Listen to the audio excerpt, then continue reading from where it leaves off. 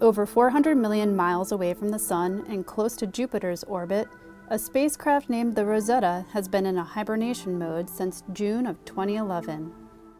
The high-tech Rip Van Winkle story involves a mission by the European Space Agency to study the comet 67P Churyumov-Gerasimenko and eventually land a probe called Philae on the comet. If Rosetta succeeds, it will be the first time a probe has been deployed on a comet. Scientists are eager to study comets like 67P to learn more about how they work and gain insight into the early days of the solar system. We are looking back into the infancy of the solar system, because comets are the most primitive objects we have in our solar system, and they will teach us how the material looked like out of which the planets and the Sun formed. So to say, in a deep freeze far away from the Sun, since they were created about 4.6 billion years ago.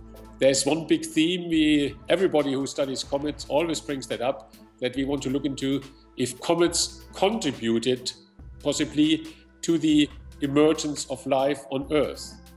And it's not that we will find life in comets, no, we look if comets could have provided the building blocks for life in the early stages of the Earth.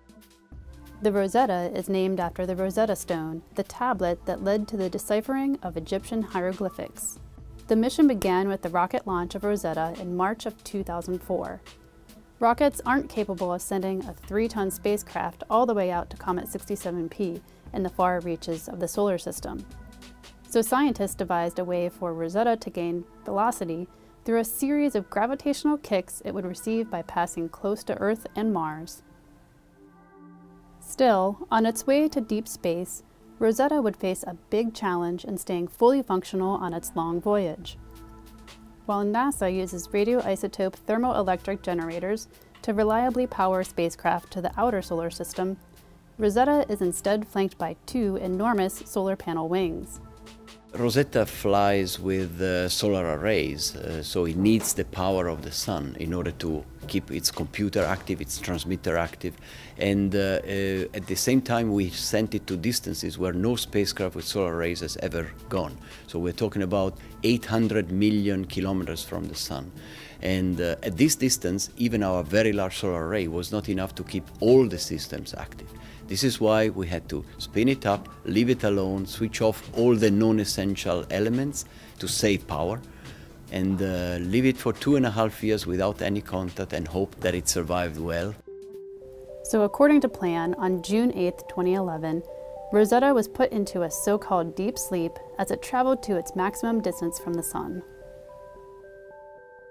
This animation shows the path of Rosetta over the entire period of the mission. Once Rosetta reached the point at which it was on an orbit parallel to the comets as it circled back toward the Sun, scientists were ready to bring Rosetta back to life. So on January 20th, Rosetta reawakens to begin the most important leg of its mission. By May, it should be close enough to the comet to begin to capture some images. Rosetta should reach the comet by August, just in time to land the Philae probe in November.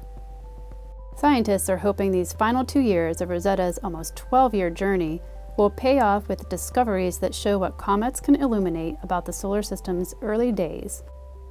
If all goes as planned, scientists will study the comet 67P Churyumov-Gerasimenko until December of 2015.